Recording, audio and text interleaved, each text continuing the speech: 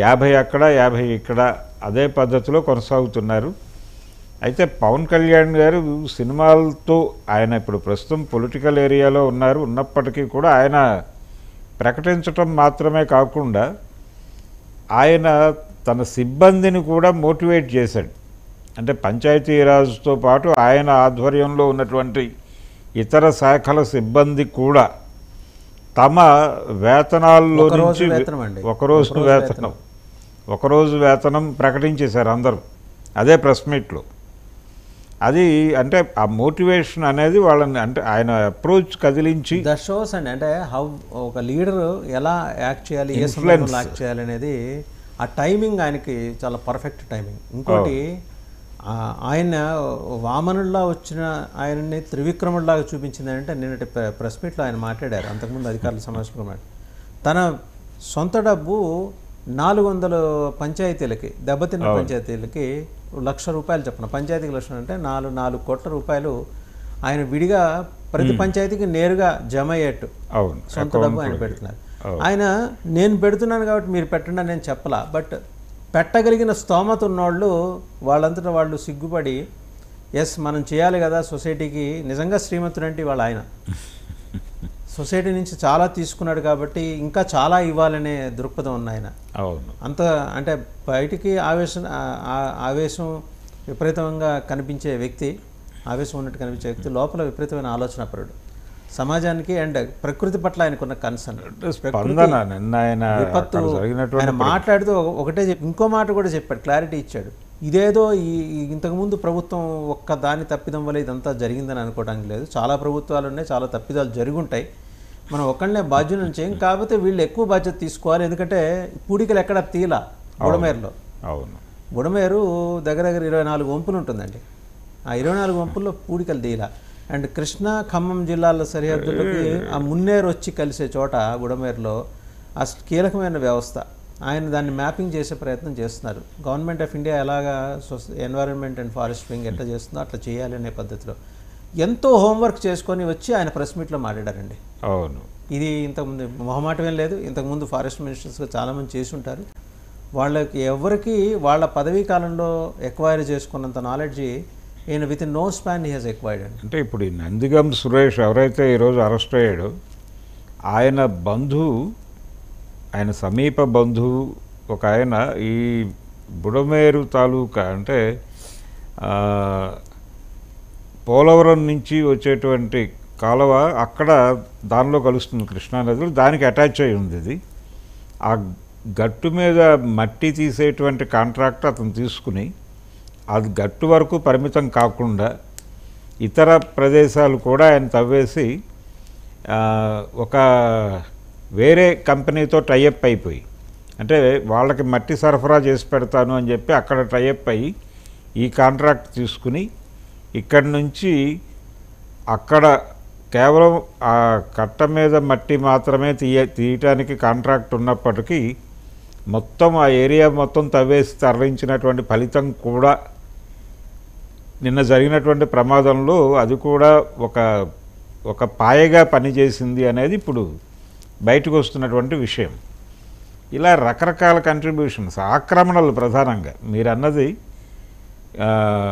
దానికి సంబంధించి అక్కడేమో ఇదంతా వెళ్ళి దానిలో కలవాలి, కొల్లేరులో కలవాలి, ఆకువీడు దగ్గర కలుస్తుంది. ఇది మైలవరం గుట్టల్లో మొదలైన ప్రయాణం అక్కడ కొండూరు ఇవన్నీ టచ్ చేసుకుంటూ అక్కడికి వెళ్ళి అక్కడ కలుస్తుంది. అది ఆకువీడు దగ్గర కొల్లేరు వైపు టర్న్ అవ్వాలి. అది ఆ కొల్లేరు ఆల్రెడీ ఆక్రమణలకు గురైపోయి ఉంది.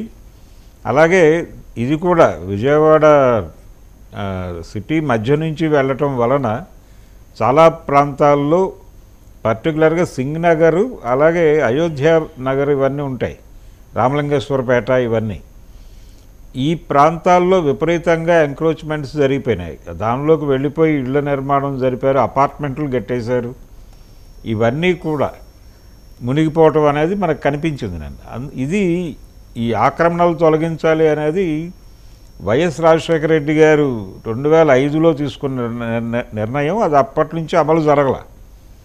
9లో మళ్ళీ మరొకసారి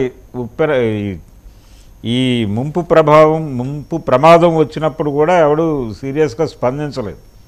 అందుకని అన్ని ప్రభుత్వాల బాధ్యత ఉంది. ఇది ఏ ఒక్కరినో బాధ్యుల్ని చేయటం కాదు. పర్టికులర్గా ఈ మట్టి తవ్వకాలకు సంబంధించినటువంటి కార్యక్రమం గడిచిన 5 ఏళ్లలో కొంచెం ఎక్కువ స్థాయిలో జరిగింది అనేది ఇప్పుడు అక్కడ లోకల్ పీపుల్ బయటకు తీసుకొస్తున్నటువంటి వ్యవహారం. ఇలా అందరి కంట్రిబ్యూషన్, అన్ని రాజకీయ పార్టీల కంట్రిబ్యూషన్ ఉందని నిన్న పవన్ కళ్యాణ్ మాట్లాడటం వెనకాల కృష్ణానది ఎన్క్రోచ్మెంట్స్ మాత్రమే కాదు, అక్కడ ఈ రిటైనింగ్ వాల్ కట్టడానికి కూడా చాలామంది అడ్డుపడినటువంటి సందర్భం చూసాం మనం. ఇదొక విచిత్రమైనటువంటి కండిషన్. అక్కడ కృష్ణానది దగ్గర రాణిగారి తోట ఆ ఏరియాలో ఈసారి విచిత్రంగా యనమల కుదురు వైపు వెళ్ళలేదు వరద, అటు సేఫ్గానే ఉంది ఆ ఏరియా. రాణిగారి తోటలో కూడా పెద్దగా ప్రభావం చూపించలేదు. సో కృష్ణానది వరద వలన ప్రమాదాలకు గురైనటువంటి పరిస్థితి కంటే కూడా బుడమేటి ప్రమాదం ఎక్కువ కనిపించింది ఈసారి. అది అంటే కృష్ణానది ఏరియాలో కాన్షియస్గానే ఉన్నారు జనాలు అనేది అర్థమవుతుంది. ఆ తీర ప్రాంతంలో ఎక్కడ పెద్దగా ఎఫెక్ట్ జరగల.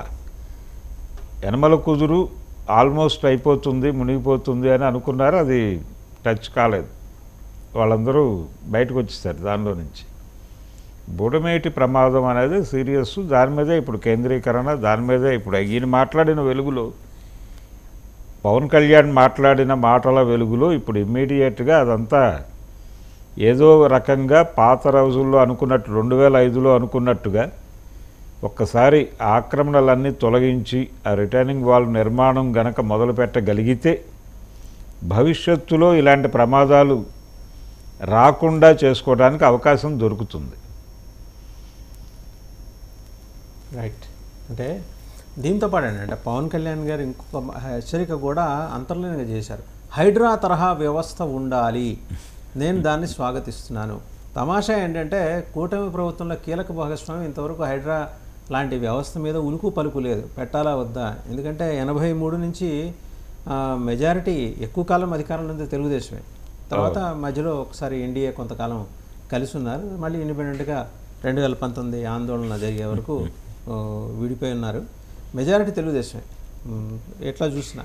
మరి 40 ఏళ్ళలో ఇప్పుడు ఈ బుడమేరులో ప్రాంతంలో పారే ప్రాంతంలో వెంచర్లు వేసింది ఎక్కువ తెలుగుదేశం వాళ్ళే అనే మాట వినిపిస్తున్న నేపథ్యంలో పవన్ కళ్యాణ్ హెచ్చరికని ఎలా చూడాలి? కాంగ్రెస్ కంట్రిబ్యూషన్ కూడా బాగానే ఉందండి. ఆ ప్రాంతంలో తెలుగుదేశం కూడా కంట్రిబ్యూట్ చేస్తుంది. నందమూరి నగర్లు అన్నీ కూడా వారి పుణ్యం. వంగవీటి రంగా గారి పేరుతో కొన్ని ఉన్నాయి. అలాగే కమ్యూనిస్ట్ పార్టీల కంట్రిబ్యూషన్ కూడా ఉంది అక్కడ.